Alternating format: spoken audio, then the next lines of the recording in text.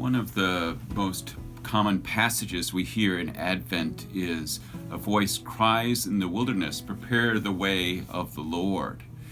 This familiar passage can be read in two different ways. Think of it this way: a voice cries in the wilderness, prepare the way of the Lord, or a voice cries, in the wilderness, prepare the way of the Lord.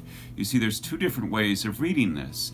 In one way, the voice is in the wilderness.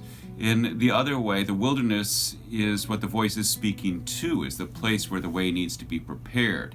In the first way, the rough places that need to be made plain, the valleys that need to be lifted up, the mountains that get in the way of our connection with God are internal. They had to do with the wilderness that is inside. And the second way, all those things, those rough places, are in the world around us. Advent is a time for us to focus on both of these places: the wilderness that is inside, the wilderness that is outside of us.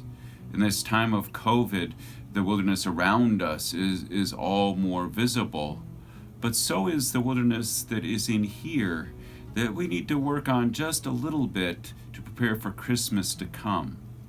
You see, the message of Advent is not that the wilderness isn't there, but that a highway will be made there, that God will become present there, that God's light will shine in the darkness, and the darkness will not overcome it. And like the light of the Advent wreath, that light is growing. It's growing in our lives, in our world, and in our hearts.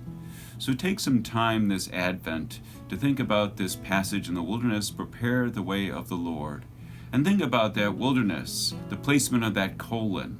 Is it a wilderness here or there or both? Because both places are places that we will experience God.